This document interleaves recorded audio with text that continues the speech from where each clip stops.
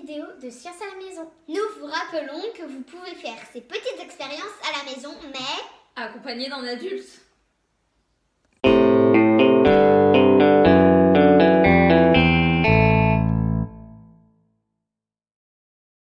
Allez, on va vous apprendre à nager. Non, pas comme ça. Pas comme ça, pas comme ça. Et les filles, vous jouez à quoi? Au Playmobil. Et les parents, ils apprennent à leurs enfants de nager pour pas qu'ils se noient, sinon... Ah, pour pas qu'ils se noient. Tiens, ça me fait penser à une petite question scientifique. Regardez, j'ai accroché la cousine Playmobil dans le verre. Enlevez vos mains, les filles. Regardez bien. Hop. On remplit le verre d'eau. Et elle est coincée sous le verre d'eau. Comment est-ce que l'on pourrait faire pour aller sauver cette demoiselle Playmobil?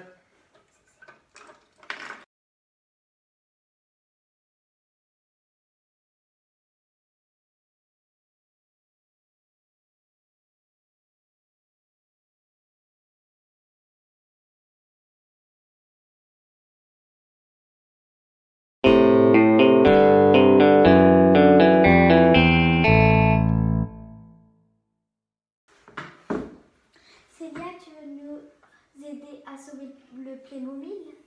Salut. Alors, je répète notre problème. Nous avons un Playmobil qui est coincé dans un verre rempli d'eau et nous aimerions savoir comment on pourrait faire pour le sauver, c'est-à-dire pour lui permettre de respirer. Alors, quelle est ton hypothèse, Anaë? Moi, je pense que je vais donner l'air de mes poumons avec une paille. Très bien. Et toi, Noélie, qu'est-ce que tu penses? Je pense que l'air autour de nous, on peut l'aspirer avec une... Une seringue? Montre-nous la seringue. D'accord. Et après, qu'est-ce que tu veux faire avec l'air que tu auras aspiré? la mettre dans le verre. D'accord. Et toi? Moi, je pense qu'on n'a pas besoin d'aspirer l'air et que juste avec un verre, on peut l'emmener au fond de l'eau pour ensuite le mettre dans l'autre verre. Très bien. Et moi, je pense qu'on n'a pas besoin de mettre de l'air, de souffler de l'air. Moi, je pense que si on aspire l'eau qui est dans le verre, notre Playmobil sera sauvé. Vous êtes prêtes? On va tester tout ça? Oui. C'est parti.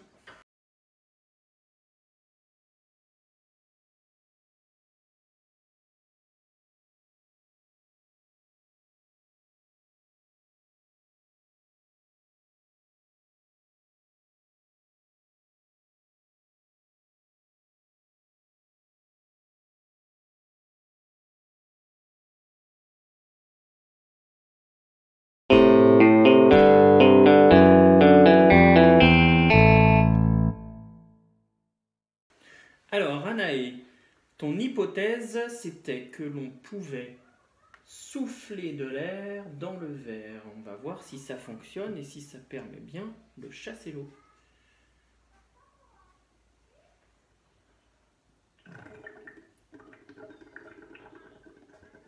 Alors, regardons déjà. Regarde, Anaë. Là, on voit bien déjà que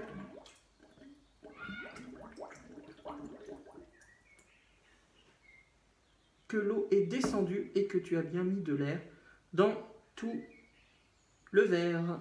Bravo, Anaë.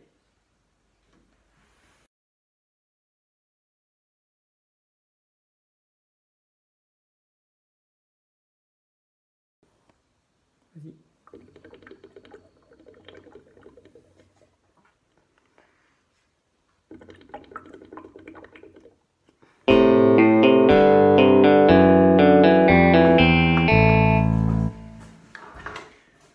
Alors, toi, Noélie, tu pensais faire comment? Moi, je pensais que l'air tout autour de nous peut nous servir à sauver le Playmobil. D'accord, donc on n'est pas obligé de souffler, on peut prendre l'air autour de nous. Alors vas-y, montre-nous comment tu ferais. Alors, je prendrais avec... Avec cette seringue. Oui. Allez, vas-y. Donc là, tu prends l'air. Donc on va bien... On croit qu'il n'y a rien, mais il y a quelque chose. Toi, tu penses qu'il y a quelque chose là-dedans? On va voir. Est-ce qu'il y a faut que quelque chose j'arrive là-dedans? bien à le mettre en Vas-y. dessous, Ah, que j'arrive effectivement, on voit que ça fait des bulles. ici, et je peux continuer à en faire plus. Ça va être un peu plus long que souffler.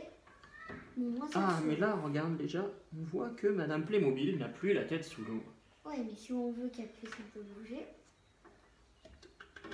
Super, je crois que tu as sauvé Madame Playmobil. Merci Noélie. Il n'y a pas de quoi.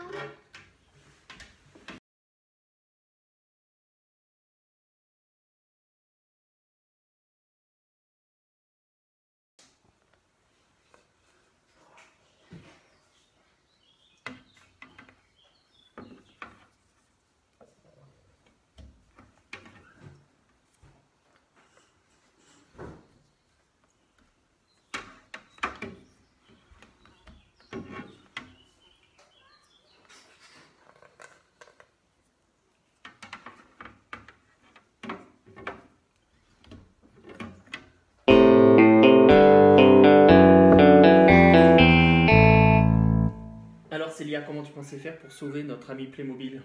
Alors moi je pensais qu'il n'y avait pas besoin d'aspirer l'air qu'il y avait autour de nous et qu'elle remplissait tout ce qu'il y avait.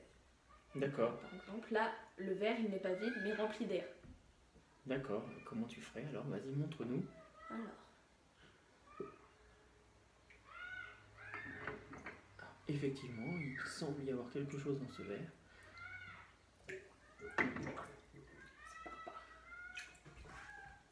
voilà. Là, il faut bien l'emmener en dessous. Ah, on voit qu'effectivement, les bulles montent dans le verre prison de notre Playmobil. Très bien, il faut le refaire plusieurs fois. Très bien, ça y est, je crois que notre ami Playmobil est sauvé. Voilà, il est sauvé.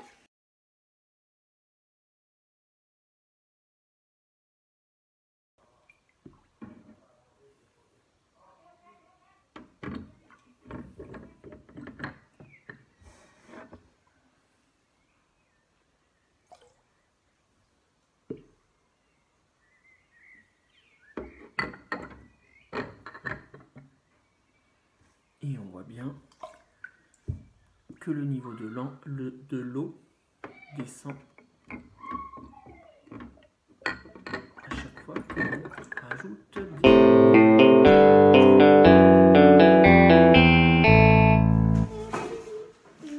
Alors, moi, mon hypothèse, c'était que l'on pouvait enlever l'eau du verre en aspirant l'eau. Alors, on va essayer, on met le tuyau dans le verre et on aspire. Et non, ça fonctionne pas.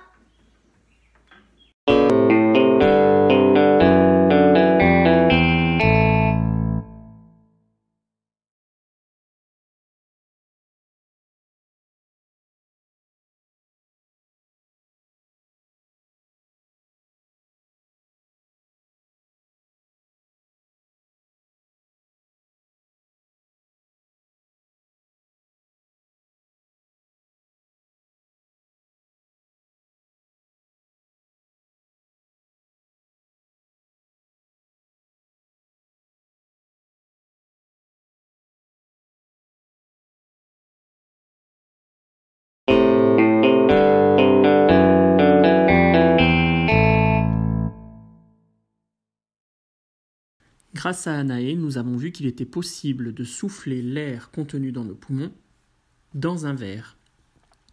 On note que l'air remonte à la surface de l'eau en formant des bulles et qu'il s'accumule dans le verre car l'air ne peut pas traverser le verre. Noélie, quant à elle, nous a montré qu'il n'était pas nécessaire de souffler l'air de nos poumons, mais qu'il y avait de l'air tout autour de nous que l'on pouvait prélever dans une seringue pour l'envoyer ensuite dans le verre.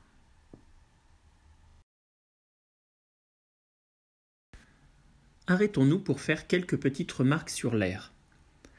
L'air des poumons n'est pas tout à fait le même que l'air que l'on trouve autour de nous. En effet, pour fonctionner, notre corps consomme de l'oxygène et rejette du dioxyde de carbone. L'air que l'on souffle contient donc moins d'oxygène et plus de dioxyde de carbone que l'air autour de nous. Si l'on regarde en détail la composition de l'air, on voit que l'air que nous respirons est composé de 79% d'azote, d'environ 21% d'oxygène et de quelques traces d'autres gaz, dont le CO2. Dans nos poumons, une partie de l'oxygène passe dans notre sang, qui se débarrasse du dioxyde de carbone. L'air qui ressort est donc moins riche en oxygène, il n'y en a plus que 17%, et plus riche en CO2, il y en a alors 4%. Célia a montré, elle, qu'il suffisait juste de transvaser l'air contenu dans un verre en gardant ce verre la tête en bas. Ainsi, elle a pu nous montrer que tous les objets qui nous paraissent vides autour de nous sont en fait remplis d'air.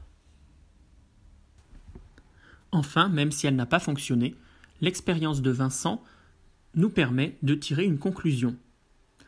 Le fait d'aspirer l'eau ne permet pas de créer une zone sans eau dans le verre. Dès que Vincent aspire un volume d'eau, le reste de l'eau, en dessous, prend sa place. L'air ne peut pas apparaître, il doit être envoyé dans le verre. Cette deuxième vidéo est maintenant terminée. Nous espérons que cela vous a plu. Nous vous rappelons que vous pouvez faire ces expériences à la maison avec un adulte. Et on se retrouvera bientôt pour de nouvelles aventures. À bientôt.